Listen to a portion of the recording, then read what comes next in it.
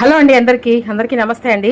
మీరు ఎప్పుడన్నా యాపిల్ అలాగే తర్బూజా ఈ రెండు కలిపి ఎప్పుడన్నా జ్యూస్ చేసుకొని తాగారా? లేకపోతే నా వీడియో చూడండి, ఓకేనా? యాపిల్ పైనాపిల్ శుభ్రంగా చక్కగా పై చుక్కంతా తీసేసుకొని ముక్కలుగా కట్ చేసుకొని మిక్సీ జార్లో వేసుకోవాలి. ఇవి ముక్కలుగా కట్ చేసుకుందాం ఫస్ట్. అదిగోండి, తర్బూజా ముక్కలు అలాగే యాపిల్ ముక్కలు వేసేసుకున్నాం కదా. ఇప్పుడు దాంట్లో కొంచెం జీడిపప్పు, కొంచెం బాదం పప్పు వేసుకోవాలి. కొంచెం షుగర్ వేసుకుందాము. షుగర్ వేసుకొని ఫస్ట్ ఇది బ్లెండ్ చేసుకుందామండి. ఓకే, ఇలా బ్లెండ్ చేసుకుంటే ఇలా వస్తుందండి. ఇప్పుడు దీంట్లో మనం కొంచెం పాలు అయితే యాడ్ చేసుకుందాము.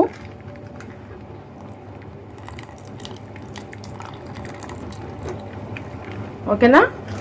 పాలు యాడ్ చేసుకొని మళ్ళీ మనం దీన్ని బ్లెండ్ చేసుకుందాం.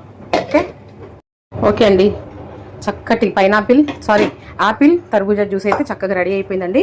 ఇలా చక్కగా గ్లాస్లో సర్వ్ చేసేసుకొని కొంచెం క్రంచీగా ఉంటేనే బాగుంటుందండి తాగితే.